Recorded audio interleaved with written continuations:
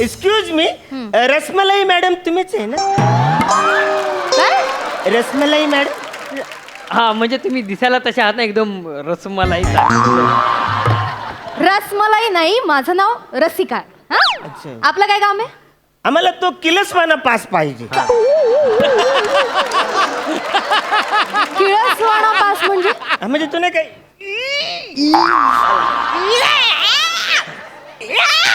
असं किलस येतो तो पास पाहिजे. सरळ सरळ सांगा ना, तुम्हाला ई पास हवाय म्हणून. ई वगैरे करून फालतूगिरी काय करताय? ही काही फालतूगिरी केली आम्ही तुम्हाला रसले मॅडम. नाही हो, रसिले नाही, माझं नाव रसिका आहे. ऍक्च्युली काही झालं, तुमचं नाव तोंडात बसायला थोडस वेळ लागेल. ऍक्च्युली आता तुम्ही जसे दिसताय त्या अंदाजाने आम्ही थोडस बोलायचं प्रयत्न. तसं तुम्हाला सांगतो मॅडम, सौंदर्य शास्त्राचा अभ्यास जाम तगडा आहे. कुठलंही सौंदर्य स्थळ मी हातून बस, पुरे. तुमचा सौंदर्यशास्त्राचा अभ्यास ना तुमच्या जवळ ठेवा. मला ऐकण्यात काही इंटरेस्ट नाही. हा, माझं नाव रसिका आहे. रसिका म्हणाल नसेल जमत ना तर मॅडम म्हटलं तरी चालेल मला. हा, हे बघा काय काम आहे ते पटकन बोला, नाहीतर निघा. माझ्याकडे अजिबात वेळ नाही, निघा. निघा कसं, आम्हाला बाहेर जायची परमिशन पाहिजे. असं नाही निघता येत ना आम्हाला. मग आता कसं आलात मुद्द्यावर? अहो, ते- परमिशन साठी आलात ना? ते सांगतो, हा. मुद्दा आठवतच नाही तुमच्या समोर बघित. मी खपवून नाही घेणार हा. मी खपलं नाही तुम्हाला. समजा बरं आहे ना? नॉनसेन्स. ई पास हवाय ना तुम्हाला? थांबा.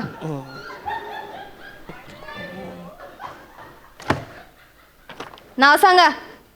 माझं नाव अरुण कदम. न यो दत्तू मोरे माझा पोरगा आहे. अरुण कदम आणि हा दत्तू मोरे. दत्तू मोरे. असं कसं तुमचा मुलगा मोरे आहे कसं काय? सगळे इसकडून सांगतो नका तुम्ही टेन्शन घेऊ. म्हणजे कसं आहे, माझी जी पहिली बायको आहे ना तिचं नाव कविता आहे. तर ती मला बोलली, हे बघ मी जर का माझं काही बरं वाईट झालं आणि तुला दुसरं लग्न करायचं असेल तर तिला पोरगी झाली तर तिचं नाव कविता ठेवायचं. माझं दुसरं लग्न श्यामल चव्हाण बरोबर झालं न तिला पोरगा झाला. आता मला सांगा, तिला पोरगा झाल्यावर आता तिचं नाव मी कविता ठेवू शकतो काय? पोरीचं नाव ठेवू शकतो, परत नाव कसं कविता ठेवू शकतो ना? मग मी काय केलं, मी आयडिया केली. तिचं आडनाव याला चिटकवलं, कविता मोरे दत्त मोरे. काय लॉजिक आहे? काय फालतू काही सांगताय तुम्ही? हाय ते सांगितलं. आता नका सांगू, तो माझाच मूर्खपणा झाला. मी तुम्हाला विचारलं, तो विषय सोडा, बाजूला ठेवा. बरं ठीक आहे. कामाचं सांगा मला. हा. आधार कार्ड आणलेत का? नाही आणलंय ते. मी नाही आणलंय. नाही. हा? अरे कवरा घाणेरडा फोटो आहे त्या आधार कार्डवर. मी नाही आणलं. आधार कार्डवर तुमचा फोटो घाणेरडा आहे म्हणून तुम्ही आधार कार्ड आणलं नाही? कुठला लॉजिक आहे? सरकारी कामांसाठी आधार कार्ड लागतो, तुम्हाला माहित नाही का? नॉनसेन्स. आरटीपीसीआर सर्टिफिकेट तरी आणलंय का? आरटीपीसीआर द्या. मी नाही दाखवणार आरटीपीसीआर. अहो, त्याचं कोण पण येतं आणि बोलतो तुझी आरटीपीसीआर दाखवू. वारे बाई काय फालतूगिरी आहे. अहो. मी माझी दाखवलं, तुम्ही तुमची बघा ना. मी माझी कशाला दाखवू? तू तुला वाटत तू तुझी दाखव. मला पण नाही दाखवायची, मी नाही दाखवणार. मी कोण पण येतो दाखतो आरटीपीसीआर. काय दाखवायची? मला नाही दाखवायची. मला काय म्हणायचंय, तुम्हाला दोघांना नक्की काय वाटतंय? म्हणजे आरटीपीसीआर म्हणजे नक्की काय असेल? हा, काय काय काय म्हणजे ऍक्च्युली जो तो विचारतो काय आम्हालाच माहित नाही काय तर काय दाखवणार. नाही माहितीये ना, मग कशाला एवढं तावातावाने सांगताय नाही देणार म्हणून? आता मग जो तो येतो तो आम्हाला पहिले ते विचारतो. अहो विचारणारच ना. आरटीपीसीआर म्हणजे टेस्ट असते ती. तुम्हाला करोना झालाय का नाही झालाय, तुम्ही करोना पॉझिटिव्ह आहात निगेटिव्ह आहात याचा रिपोर्ट असतो आरटीपीसीआर म्हणजे. तो मागते मी तुमच्याकडे. निर्लज्ज हसताय. बोला ना, तुम्हाला करोना झालंय का नाही झालंय त्याचा रिपोर्ट पाहिजे. बोला ना दत्तू, रिपोर्ट दाखव आपला. आणलायत ना, मग कशाला माझा वेळ वाया घालवत्यावर? रक्त आटवतायत नुसते. पटकन दाखव. हे घ्या या मॅडम. इकडे. हा, हे बघा. आहे का नाही? काय लिहिलं याच्यावर? बघा तुम्ही. याला करोना झालेला नाही आणि यालाही करोना झालेला नाही. RT-PCR रिपोर्ट आहे. हा. कोणी दिला हा तुम्हाला? अच्छा, ऐकलं कोण द्यायला कशाला पाहिजे हा. मी माझ्या हाताने लिहिला. हा. मला करोना नाही आणि माझ्या पोराला पण नाही आहे. तुमच्या तीर्थरूपाने असा RT-PCR रिपोर्ट आणला होता का? नॉनसेन्स.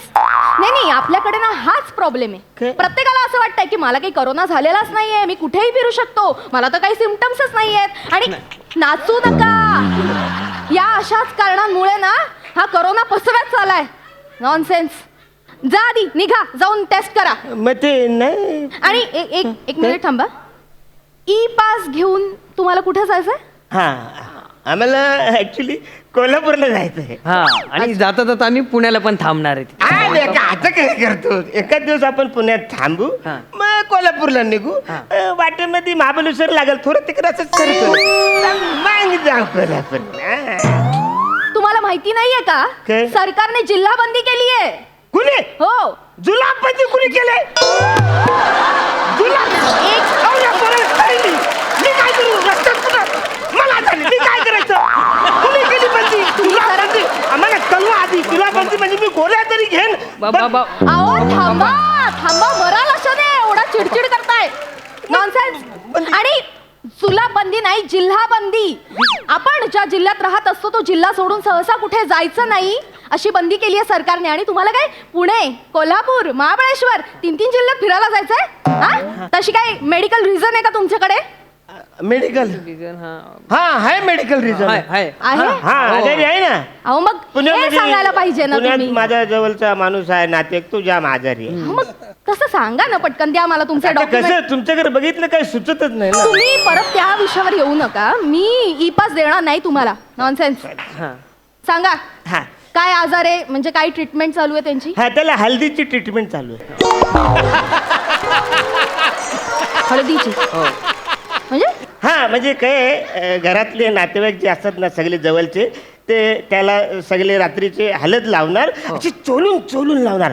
आता मी एकदम जवळचा माणूस बोलत तर मनात तर जायलाच पाहिजे ना त्याला हलद लावायला. बरोबर. ऍक्च्युली अच्छा हा. बरोबर. कदम मला एकदम खरं आणि प्रामाणिकपणे सांगायचं. अरे हा? बोला ना. सांगाल ना? हा. तुम्हाला लग्नाच्या हळदीला जायचंय ना? हा? हा? बरोबर ना? हा, मॅडम. म्हणजे तुम्हाला खरं सांगतो, तुम्ही ना लग्न अटेंड करू नका, पण हलद अटेंड करा. अरे खावा पिवा नाचाला मटण तिकडे उभे राहा लांब. नॉनसेन्स. तुम्हाला लग्नाच्या हळदीला जायचंय आणि मला सांगता हळदीची ट्रीटमेंट चालू आहे. लाज नाही वाटत का? खोटं रिझन घेऊन ई-पास घ्यायला येतात ना तुम्ही? नॉनसेन्स. अहो तो पण रोगच आहे, प्रेमाचा रोग झालाय त्याला.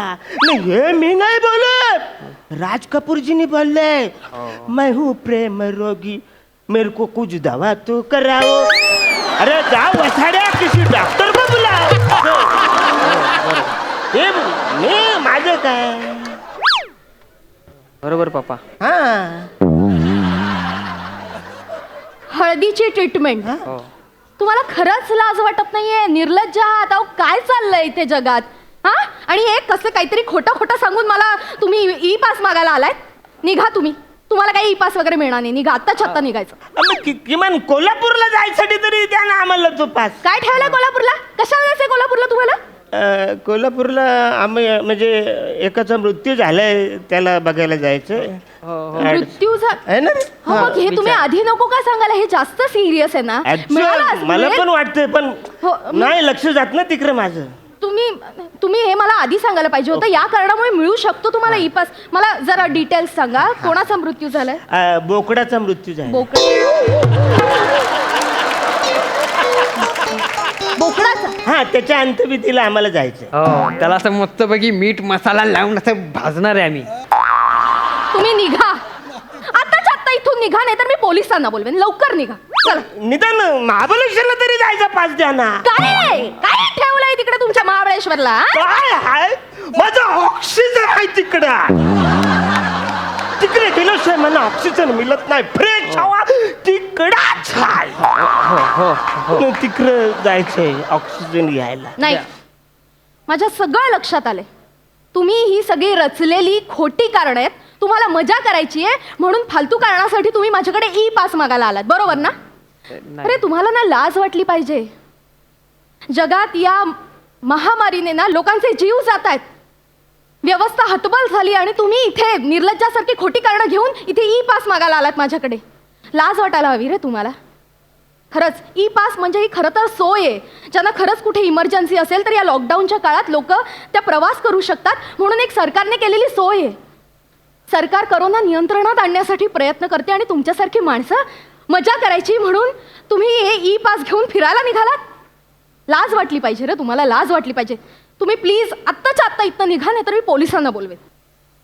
चला दत्तू, आपण आपल्या घरीच अंडी उकडून खाऊ. चल.